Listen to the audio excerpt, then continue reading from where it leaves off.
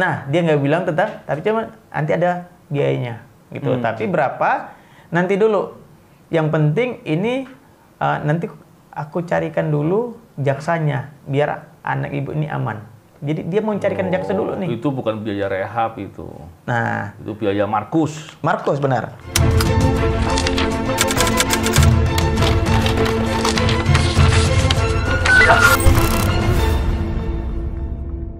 Bismillahirrahmanirrahim. Assalamualaikum warahmatullahi wabarakatuh. Salam integritas anti korupsi.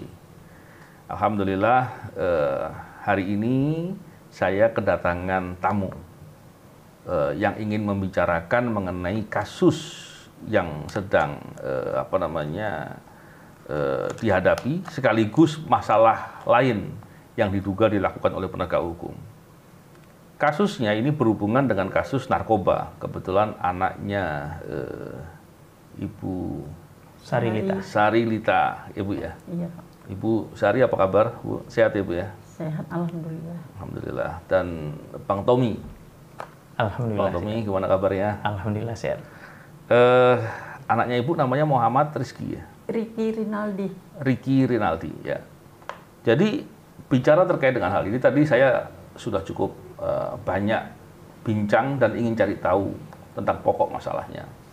Kasusnya kasus diduga menggunakan narkoba gitu ya, Bu ya. Kita tahu tentunya, kita prihatin. Ibu juga pasti nggak suka anaknya pakai narkoba. Iya, mana ada orang tua mau, iya, ya kan? Saya juga paham bahwa tentunya ini cobaan bukan hanya terkait dengan keluarganya Ibu, tapi apalagi Ibu ya sebagai yang merasakan langsung masalah anaknya gitu ya, Bu ya. Itu menjadi masalah yang tentu kita prihatin ya, Bu ya. Yang lebih mengkhawatirkan adalah ketika ada upaya tertentu untuk memanfaatkan keadaan itu dan kemudian menakut-nakuti, memeras, mencari uang dan lain-lain yang dilakukan oleh penegak hukum. Nah, ini yang nggak boleh sampai terjadi. Karena biasanya kalau kita lihat kasus narkoba, itu kan ada beberapa bagian ini, Bang Tommy. Ini saya cerita dulu ya. Siap. Sebelum kita ngobrol. Iya. Ada kasus yang berhubungan dengan orang yang menggunakan. Di beberapa penegak hukum, pendekatannya adalah bagaimana caranya sembuh. Makanya ada rehabilitasi. Benar. Itu perspektif yang mestinya terobosan. Karena jangan sampai orang kemudian mau terus menggunakan narkoba, bandarnya barangnya dibeli. Gitu. Itu berbahaya. Tapi yang kemudian menjadi dikhawatirkan adalah kondisi itu dimanfaatkan untuk, tanda kutip, mencari uang. Nah, ini yang nggak boleh terjadi. Benar. Nah, saya pengen tahu nanti kasusnya seperti apa. Ibu Lina, betul? Sarilita. Bu Sari, maaf. Saya kok lupa terus. Ibu Sarilita. Ibu Sari, cerita sedikit dong soal kejadiannya itu bagaimana? Sedikit aja, saya pengen dapat Ibu cerita tentang itu kejadian anak Ibu itu ditangkap itu bagaimana, terus apa yang terjadi gitu. Sekilas saja Ibu ya, biar Iya, Pak. nanti kita bisa obrolin. Memang dia waktu itu di rumah, karena dibilang bapaknya setiap sholat azan pulang. Memang dia pulang. Waktu zuhur, dia walaupun untuk kemana, teman-teman dia tetap pulang. Iya. Waktu sholat asar juga Anaknya Ibu ini masih sekolah? Mahasiswa. Mahasiswa ya? Umur 25 ya? Oke. Di waktu sholat maghrib, ditunggu bapak karena kereta apa itu sepeda motor cuma satu. Ditunggu bapaknya kok nggak pulang. Jadi bapaknya jalan. Ini lagi sholat. Bapaknya lagi di masjid. Tiba-tiba adalah orang mengabarkan anak Ibu tertangkap. Yang nggak bisa cakap saya, Pak. Iya. Terdiam. Bapaknya pulang dari masjid, dapat kabar juga terdiam, shock gitu lah, Pak. Jadi udah gitu satu ditangkapnya malam. Dibilang nggak ditangkap kenapa gitu? Ada yang bilang ketangkapnya kena apa? Iya. Dia membonceng kawannya ketangkap membawa narkoba. Oh, dia memboncengin temennya bawa narkoba. Iya, kata kawannya. Rupanya ternyata yang narkoba inilah yang membawa inilah yang membonceng dia. Awal mulanya kereta itu mau dipinjam.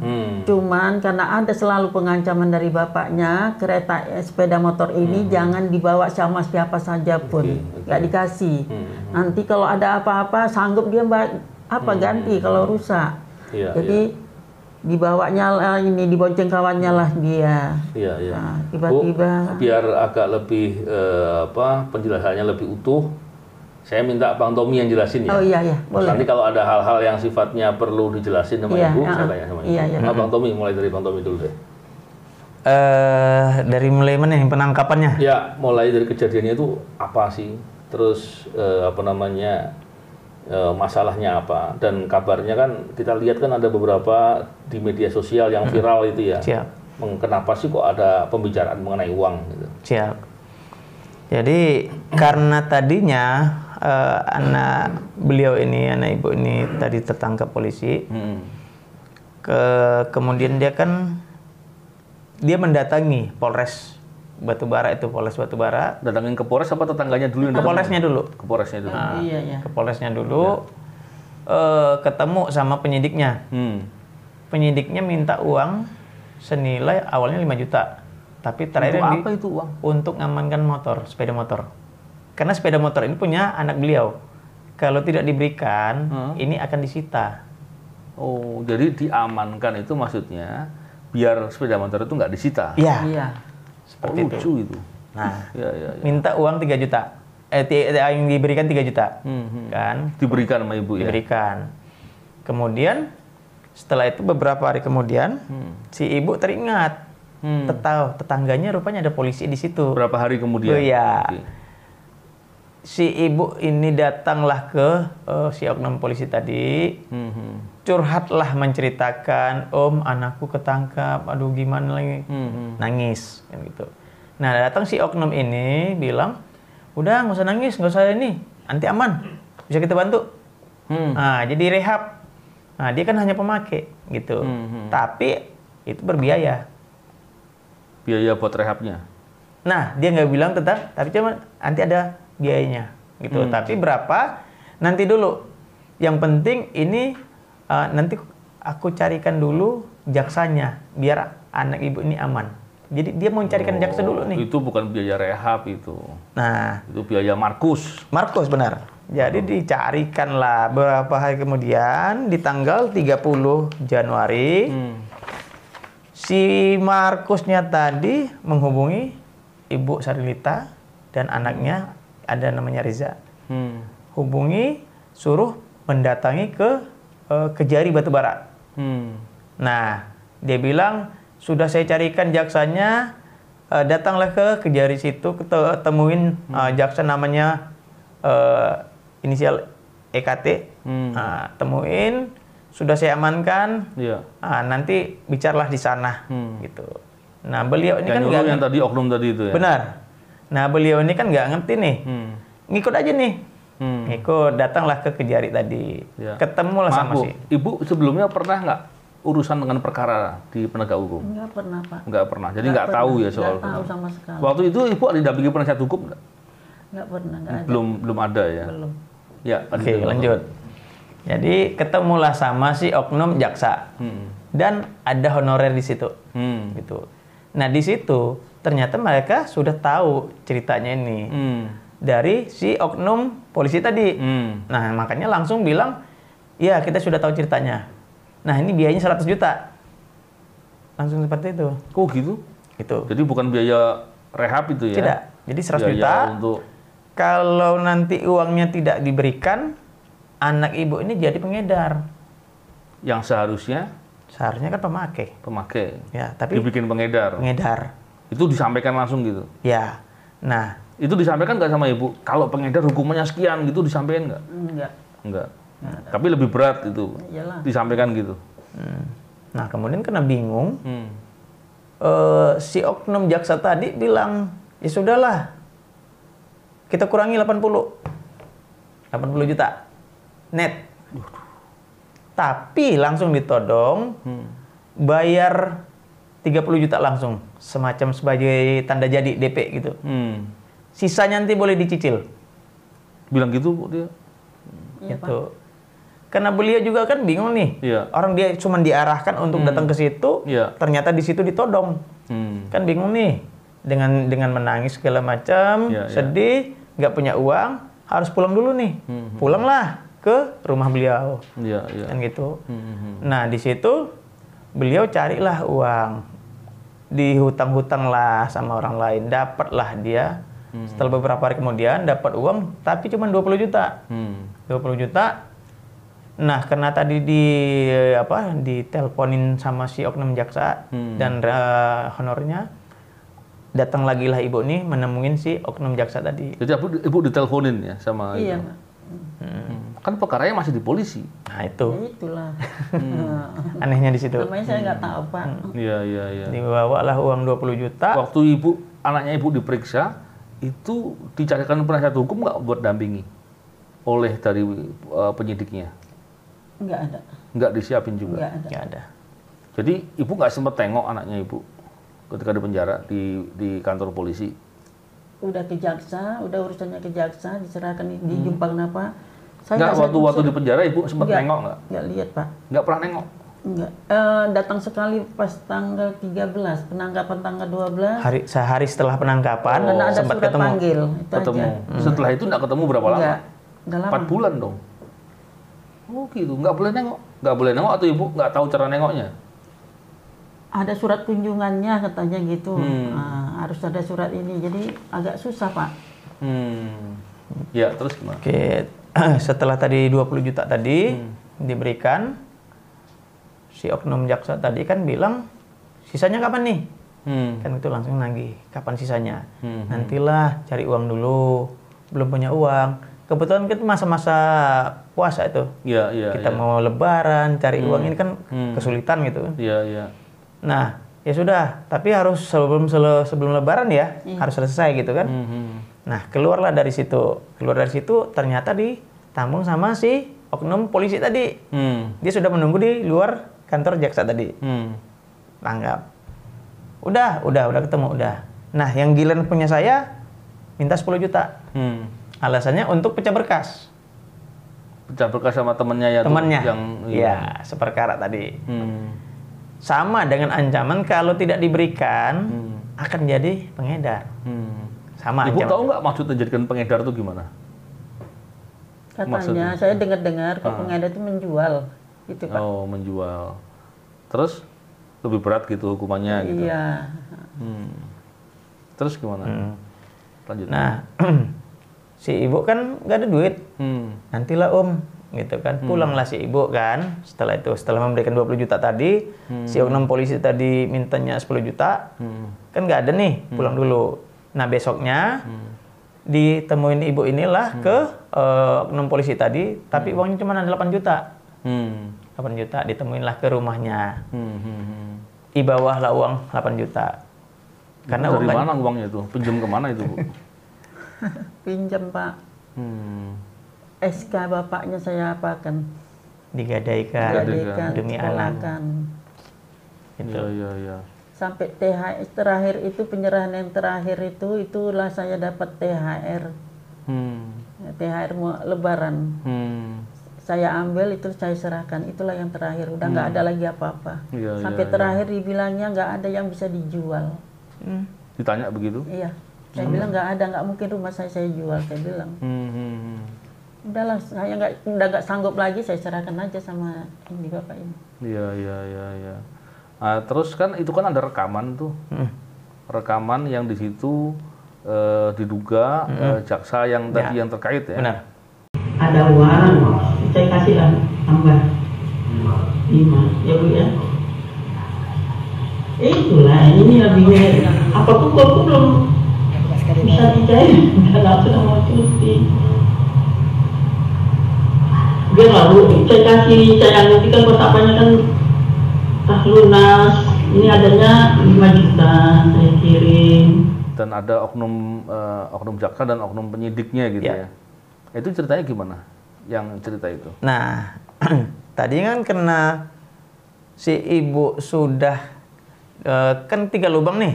Iya, Si iya. penyidik 3 juta, untuk polisi untuk Si Markusnya 8 juta. 3 juta atas sepeda motor tadi ya. Iya, sepeda motor. Motornya dikeluarin nggak Bu? Akhirnya? Enggak, sampai sekarang masih di Enggak situ. juga. Ya, habis sekarang. Masuk ini ke apanya dijadikan barang bukti. Nah, karena tadi sudah 3 lubang, penyidik alasan motor tadi, sepeda motor tadi 3 juta. Terus si Markusnya tadi orang reskrim kalau nggak salah ya, 8 juta. Si jaksanya tadi sudah 20 juta, gitu kan. Nah, di tanggal 5 Maret, beliau kan bersama keluarga lah, berembuk kan, cari cara, ini kok diperas sampai 3 lubang. Gimana caranya untuk carikan bukti? Karena kalau melapor nggak ada bukti susah juga Ya. itu ya. Nah, mereka berembuk, mereka dapatkan cara. Nah, waktu mereka dapatkan cara, mulailah dijalankan. Iya, iya. Ketemu sama si penyidiknya, si penyidiknya sendiri pun minta lagi 10 juta. Alasannya, kan ibu ini kan bilang, loh kan sudah diberikan sama si yang reskrim. Yang penyidik bilang, lah nggak ada urusan sama kami. Kenapa ngasih ke sana? Kan kami penyidiknya. Kan gitu. Jadi antara mereka sendiri udah nggak nyambung nih. Si Markus dengan si penyidik sudah saling uang 8 juta tadi katanya untuk mau diserahkan ke penyidik, padahal dikunci sendiri, dikantongin sendiri. Nah, si penyidik bilang minta 10 juta untuk pecah berkas. Si ibu bilang, loh kan udah dikasih sama dia, nggak ada sama aku. Dia bilang gitu. Tetap minta 10 juta. Gitu. Tapi kan nggak diberikan.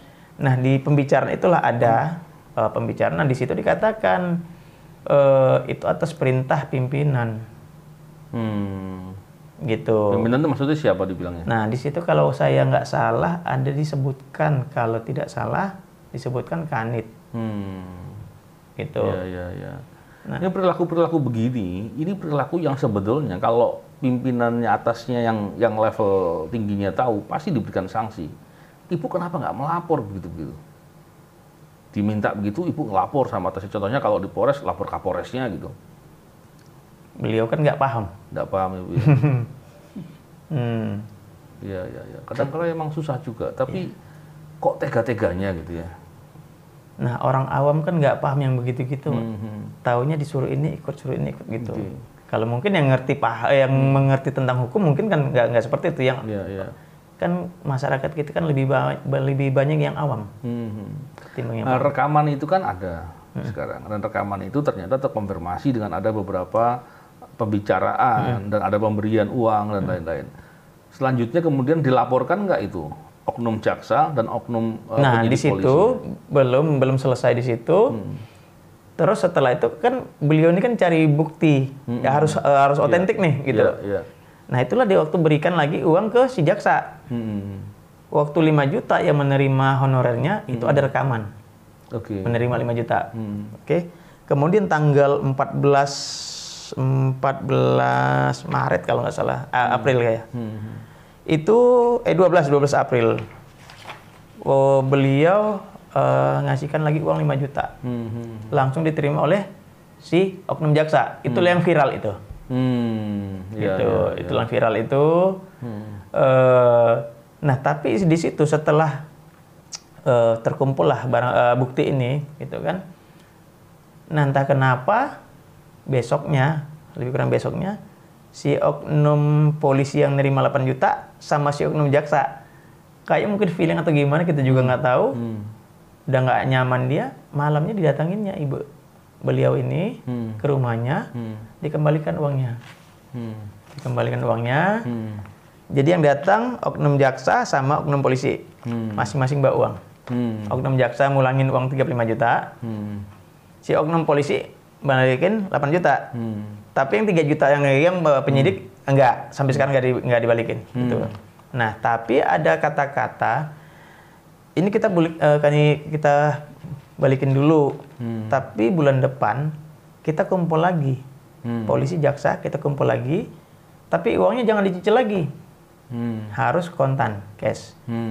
Nah, ada ancamannya kalau tidak diberikan, anak ibu jadi pengedar.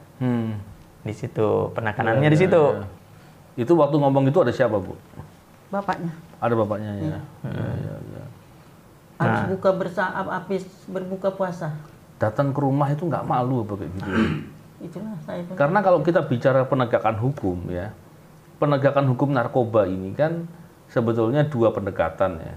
Pendekatan pertama adalah agar orang-orang yang merusak generasi muda, merusak semua orang yang untuk menggunakan, itu diberikan hukuman yang seberat-beratnya.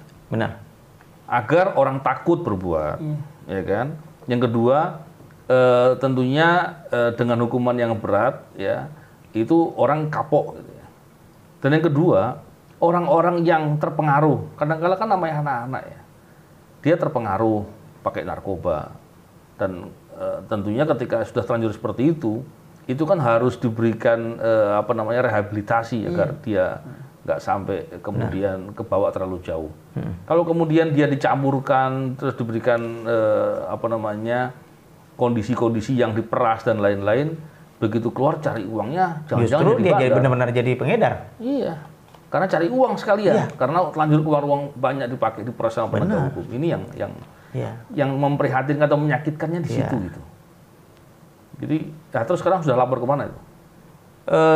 Setelah itu kan kelanjutannya setelah malam didatengin, ibu dengan suami kan shock nih, didatengin malam-malam sama jaksa dan polisi, oknum. Nggak ngundang Pak RT atau kepala lingkungan, kan mestinya diundang dong kalau ada penegak hukum datang, nggak diundang. Enggak.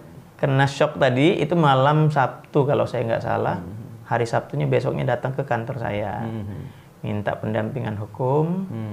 Oke, saya ceritakan semuanya, saya dengar, makanya saya rangkum di sini semua. Oke, setelah saya dapat kuasa, hari Seninnya saya temuin sih oknum jaksa. Saya datang, saya temuin jaksanya, oknumnya, saya ceritain. Awalnya membantah, oh nggak ada, ini segala macam, ngomong lah kan, biasalah ya. Kemudian saya tunjukin rangkaian peristiwa ini, saya bilang, Bu, Ibu boleh baca dulu, silakan baca dulu. Saya bilang, dibacanya. Setelah dibacanya semua, lemeslah dia. Waduh Pak, kok jadi begini? Gitu. Nah, saya nggak tahu ibu maunya gimana. Nah, dia bilang, sudahlah, kita damaikan sajalah, jangan sampai terblow up.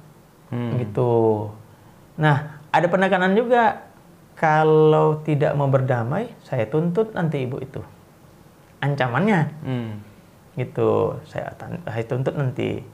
Jadi saya sampaikan sama si oknum jaksanya. Jadi ibu maunya gimana? Ya maunya kita berdamai Pak. Bapaklah selaku PH menjembatani, kita berdamai, tapi kalau tidak, saya tuntut. Itu, oke. Saya sampaikan ke beliau. Tapi di perjalanan dari kantor Kejari itu sampai ke kantor saya, anggota saya diteleponi minta tolong-tolonglah, jangan sampai sudah mulai takut, kan gitu. Sampailah ke kantor saya, sorenya saya temuin, saya sampaikan apa kata si oknum jaksa, minta berdamai, kalau tidak akan dituntut.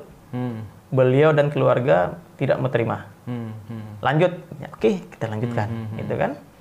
Kita lanjutkan, akhirnya saya lah yang mulai dikejar-kejar, disuruh mau ketemu apa segala macam, saya menghindar, sampai akhirnya ada salah satu rekan saya, anggota tim saya, dijemputlah dari PN, dari pengadilan untuk menjembatani menemukan saya. Nah, akhirnya ketemu, walaupun di saat itu saya lagi di tempat saya bekerja yang lain, menunggulah mereka berjam-jam. Begitu saya sampai, ketemu, oke.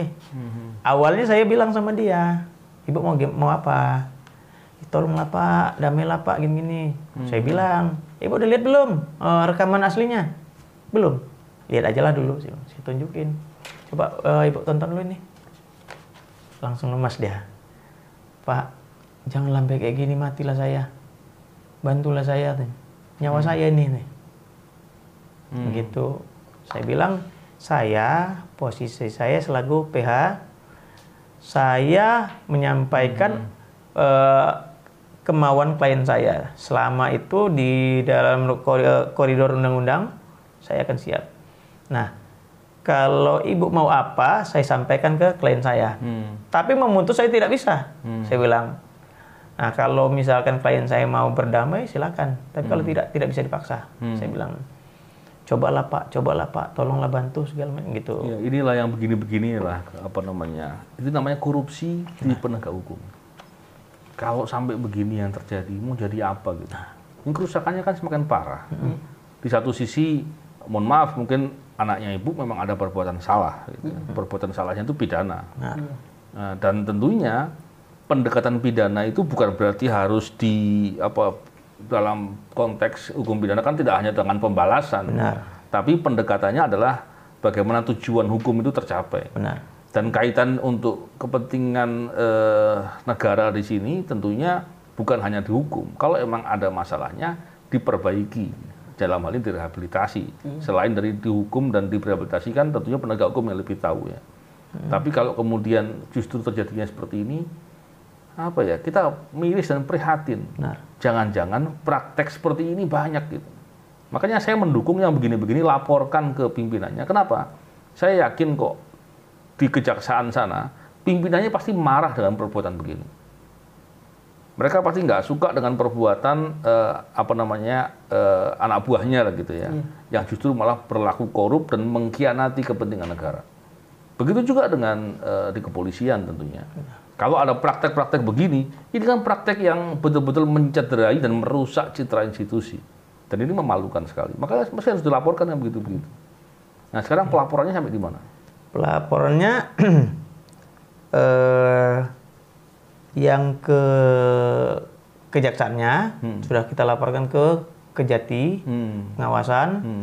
Saya kemarin tuh kita kirim juga surat dumas juga ke Jaksa Agung, Jaksa Agung Muda Pengawasan, Komisi Kejaksaan, Kajati, Aswas sudah kita sampaikan, dan alhamdulillah mereka respon. Bagus. Beberapa hari kemudian langsung turun.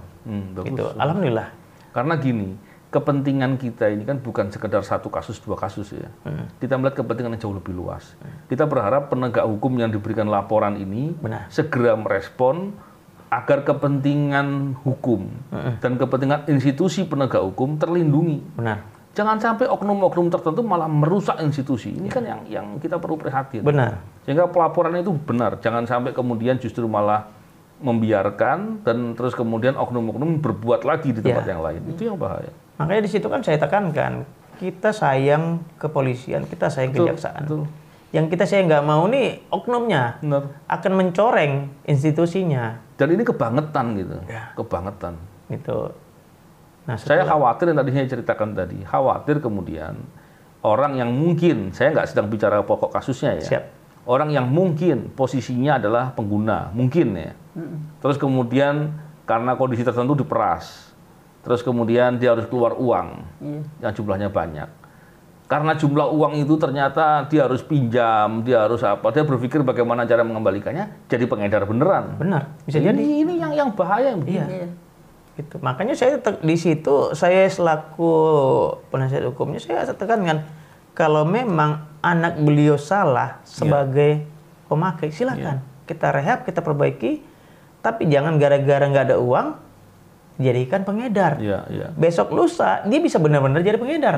Itu yang khawatir dan membahayakan sekali. Dan Ibu tentunya kita prihatin Bu ya, prihatin terhadap kejadian ini. Kita berharap semoga anaknya Ibu ini kemudian kejadian ini membuat dia insaf. Kita berharap menggunakan narkoba membuat dia kemudian sembuh dan tidak menggunakan lagi. Dan tentunya ini masa depan. Karena namanya anak, dia masih diharapkan untuk ke depan menjadi baik. Apakah terus mau diharapkan jadi jelek terus kan juga enggak mungkin kan gitu ya Bu ya. Kita berharap kemudian baik, maka Ibu mesti jaga betul. Dan dalam konteks ini kita berharap semoga dalam proses hukumnya juga ini Bang Tommy ya. Pembelaannya sebisa mungkin dilakukan dengan optimal dalam konteks pembelaan yang sebagaimana mestinya. Semoga juga bisa mendapatkan hukuman yang tepat gitu ya. Bukan hukuman karena marah. Hukuman karena kebencian. Hukuman karena uang nggak jadi diberikan. Nah itu kan nggak boleh itu dan nggak boleh dibiarkan. konteks ini apa namanya, semoga juga ini menjadi pembelajaran juga untuk kita semua para pemirsa. Kita tidak boleh kemudian mengkompromikan sesuatu kejahatan. Kalau ada pemerasan, ada orang yang membujuk kita untuk memberikan suap, laporkan. Jangan terus kemudian dibiarkan. Dan juga dalam konteks ini kita tentu berharap semoga dengan semakin banyak lagi orang seperti Bang Tommy, Ibu juga yang tidak terus kemudian mau kompromi. Kita berharap penegakan hukum di bidang narkoba dilakukan dengan semestinya sehingga tujuan hukum itu tercapai.